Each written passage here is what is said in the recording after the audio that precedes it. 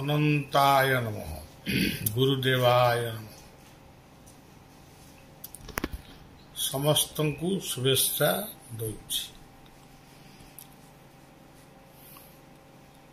गोटे मास धरी भिन्न भिन्न स्थान रे पहुंची भिन्न भिन्न कार्य करी आश्रम रे काली गत काली राति सुधा पहुँचली। आज सकाळे क्लांति लगिला तेणु लाइव करिवार टिके विलंब घटिला। भाविली जे अनेक लोक अपेक्षा करिथिबे पदे विपद कथा कहिले समस्त खुशी हेबे सेतिपई आपण मानकु किछि कथा कहिया को चाहूसी।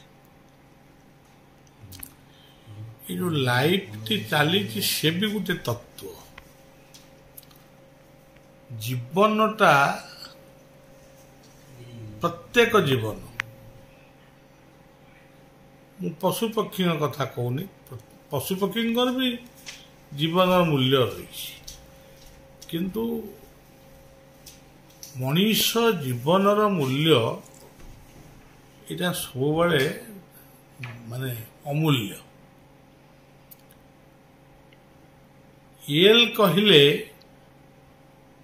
गोटे लॉ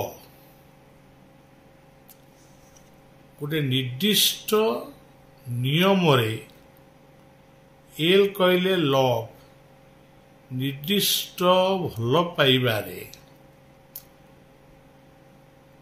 एवं लर्नेन भल विद्वानटी हवा पाई भल मनीष भावरे अन्य को उपदेशटी दबा पाई आमे जदि सामर्थ्य न हवा ताहले जीवनटा बेकार है।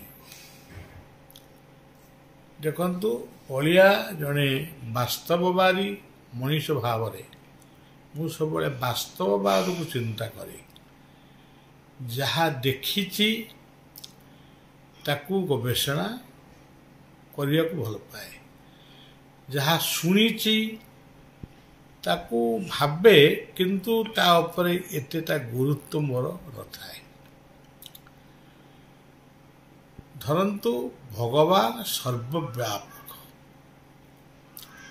जेतेबेले आमे कहिदेले भगवान सर्वव्यापक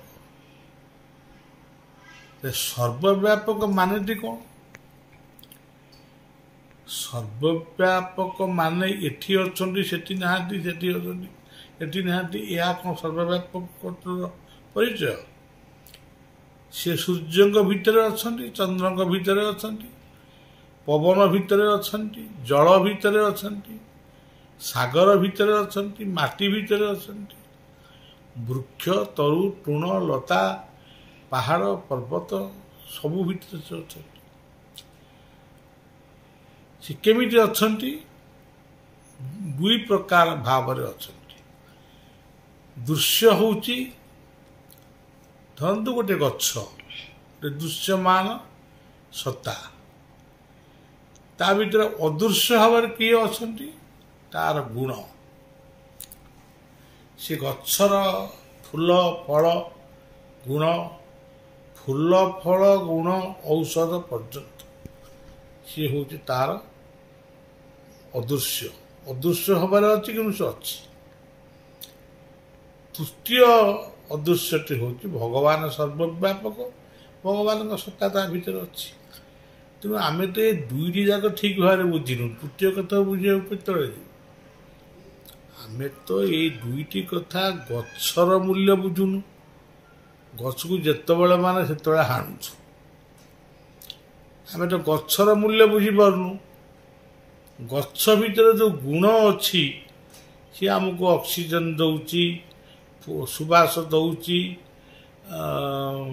रस दौची फल दौची छाया दौची काठ दौची ताको भी आम बुझीपार जदि बुझी थांतु आज जंगल सफा हो न था। तृतीय कथा को ये दीटा जाक कथा को आम ଦେଇକିରି ତୃତୀୟ କଥା ପାଖରେ ପହଞ୍ଚୁଛୁ ଯେ ଭଗବାନ ସର୍ବବ୍ୟାପକ ତାଙ୍କୁ ମୁଁ ଦେଖି। ମନେ କରାଯାଉ ସେ ସର୍ବବ୍ୟାପକ ଭଗବାନଙ୍କୁ ଦେଖିଲ, ତ କେମିତି ହେଲେ ଦେଖିଲ? ଦେଖିବା ପରେ କ'ଣ? ତାଙ୍କୁ ଦେଖିଲ, ତାଙ୍କ ସହିତ ଅଧଘଣ୍ଟାଏ ଘଣ୍ଟାଏ କଥା ହବ କି? କିଏ ସେମିତି ହେଇଛନ୍ତି କି ତାର ପ୍ରମାଣ ଦେଇପାରିବ କି? ହଁ, ସେ ପ୍ରେରଣା ଦେଇଛନ୍ତି, ସେ ଅଲଗା କଥା। ଏଠି ବସିକିରି ବାପ ପୁଅ କଥା ହେଲା ଭଳିଆ ହେଇପାରିବ କି? ହେଇଛ କି?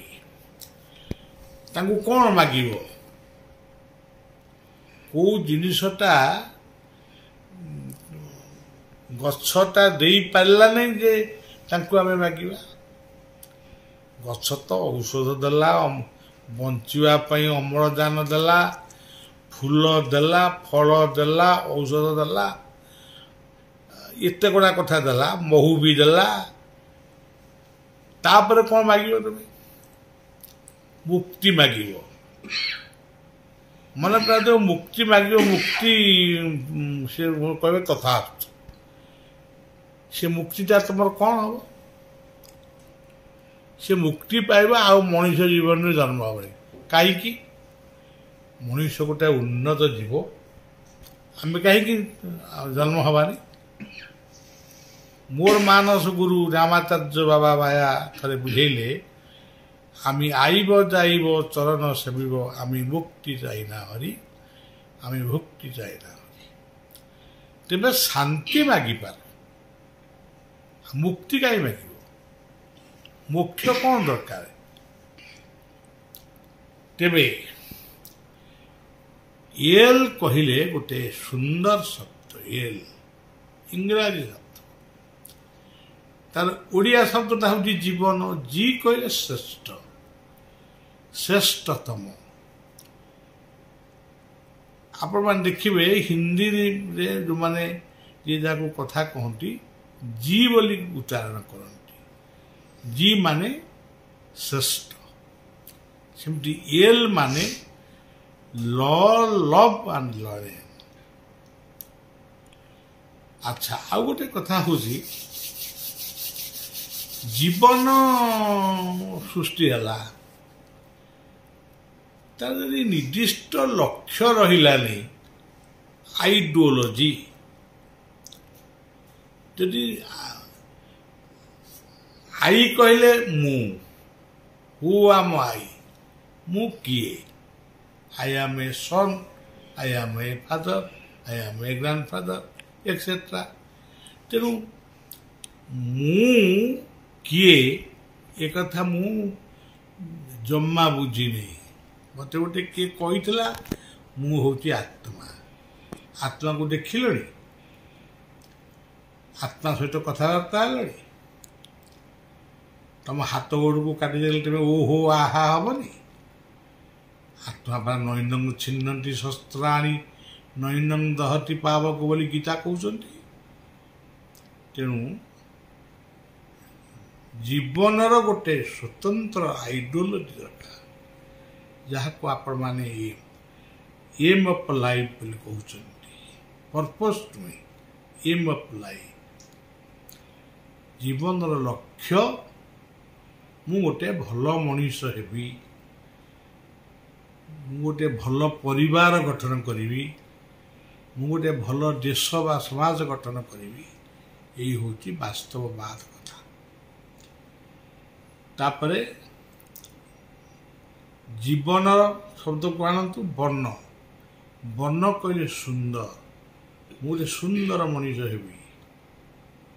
ବ କହିଲେ ବର୍ଣ୍ଣ, ବ କହିଲେ ଜଳ, ତେଣୁ ବ କହିଲେ ଜଙ୍ଗଲ। ଇଏ କଥାରୁ କ'ଣ ଆପଣମାନେ କେଉଁ କଥାଟାକୁ ଆପଣମାନେ ସୃଷ୍ଟି କରୁଛନ୍ତି ବା ଧରି ରଖିଛନ୍ତି? ଆପଣ ଶାନ୍ତି କେମିତି ପାଇବେ? ଆଉ ଆକୁ ଛାଡ଼ିକିରି ଆମେ ବ୍ରହ୍ମକୁ ଯିବୁ। ବ କହିଲେ ବ୍ରହ୍ମ, ଆମେ ବ୍ରହ୍ମଙ୍କୁ ଦେଖିବୁ। ଏକ ପରେ ଦୁଇ, ଦୁଇ ପରେ ତିନି, ତିନି ପରେ ଚାରି ସିନା ହୁଏ। ଆଉ କେତେକୁ କହିଦେଇକି 2 3 ଛାଡ଼ିକି 4 ପାଖକୁ ଗଲେ କେମିତି ହେବ? ତେଣୁ ଜୀବନ କହିଲେ ବ୍ରହ୍ମଠାରୁ ଆରମ୍ଭ କରି ଆବ୍ରହ୍ମସ୍ତମ୍ଭ ପର୍ଯ୍ୟନ୍ତ ସେଇଠି ଜଳ ଅଛି, ଜଳଚର ଅଛନ୍ତି, ସେଇଠି ଜଙ୍ଗଲ ଅଛି, ଔଷଧ ଅଛି, ଫଳ ଅଛି, ପଶୁପକ୍ଷୀମାନେ ଅଛନ୍ତି, ସବୁ ସେଇ ଭିତରେ ସବୁ ଅଛି। ସେଇଥିପାଇଁ ଆମ ଶାସ୍ତ୍ର କହିଲେ ବସୁଧୈବ କୁଟୁମ୍ବକମ୍, ଜୀବନ ସହିତ ବସୁଧୈବ କୁଟୁମ୍ବକ ଶବ୍ଦର ଅର୍ଥ ରହିଛି। ସେଇଭଳି ଆଇ କହିଲେ ଆଇଡିଓଲୋଜି। ତାପରେ ତମ ଜୀବନର ଲକ୍ଷ୍ୟ କ'ଣ? ଆମେ ଜଣେ ନନସେନ୍ସ, ଆମେ ଗୋଟେ ଖରାପ ମଣିଷ ବୋଲି ଲୋକ ଜାଣିବେ କି? ଆମେ ଗୋଟେ ମଦ ଖାଉଛୁ ବୋଲି କହିବେ କି? ତାହେଲେ ଆମ ଫ୍ୟୁଚର କ'ଣ? Future fame is the future, eat is necessary of, ମାନେ ଫେମ୍ ମାନେ ମହିମା। ଆମେ ଜଣେ ଭଲ ଲୋକ, ଏଇ କଥାଟା ଲୋକ ଜାଣନ୍ତୁ, ଆମେ ଅନ୍ୟର ଉଦାହରଣ। ଏଇଭଳି ଭାବରେ ଏଇ କଥାଟି ହେଉଛି ଲାଇଫ। ଇ କହିଲେ ଇଟର୍ନାଲ ବା ଶାଶ୍ୱତ। ସେଭଳି ଭାବରେ ଜୀବନ ଜି ଗଲା ବ ଗଲା, ନରେ ଆସିଲା ନମ୍ରତା। ସିଂହ ହୁଅ ନା, ସିଂହ ଭଳି ଅହଙ୍କାରୀ ହୁଅ ନା। ତାର ଆବଶ୍ୟକ ଅଛି, କିନ୍ତୁ ଅହଙ୍କାରୀ ହୁଅ ନା। ସିଂହର ଅହଂକୁ ଗ୍ରହଣ କର ନା। ବାଘର ଆବଶ୍ୟକ ଅଛି, କିନ୍ତୁ ବାଘ ଭଳି ଇର୍ଷୁକ ହୁଅ ନା। କୁକୁର ହୁଅ, ଅନ୍ୟକୁ ସାହାଯ୍ୟ କର। ନିମକାହାରାମ ହୁଅ ନା, ସ୍ୱାର୍ଥପର ହୁଅ ନା। ଏଇଭଳି ଭାବରେ ଜୀବନ ଆଉ ଲାଇଫର ସମ୍ପର୍କ ଏହା। ଆଜିର ଏହି ପବିତ୍ର ରାତ୍ରି, କବିତା ଶୁଭରାତ୍ରି। ତେଣୁ ବିଳମ୍ବିତ ପ୍ରହରରେ ଆପଣମାନଙ୍କ ପାଖକୁ ଏହି ବାର୍ତ୍ତା ଦେଲି ଏବଂ ସମସ୍ତଙ୍କ ପାଖରେ ଗୋଟେ ବିନମ୍ର ନିବେଦନ, ସମସ୍ତେ 5ଟି ବୃକ୍ଷ ଲଗେଇବେ ଆଉ ବଞ୍ଚେଇବେ। ନିଶା ମାଦକ ତ୍ୟାଗ କରନ୍ତୁ, ପରିବାର ଗଠନ କରନ୍ତୁ, ଜୀବନକୁ ସୁସ୍ଥ ରହିବା ପାଇଁ ସବୁବେଳେ ଚେଷ୍ଟା କରନ୍ତୁ। ଜୟ ଗୁରୁ, ଜୟ ଅନନ୍ତ, ଜୟ ଜଗନ୍ନାଥ।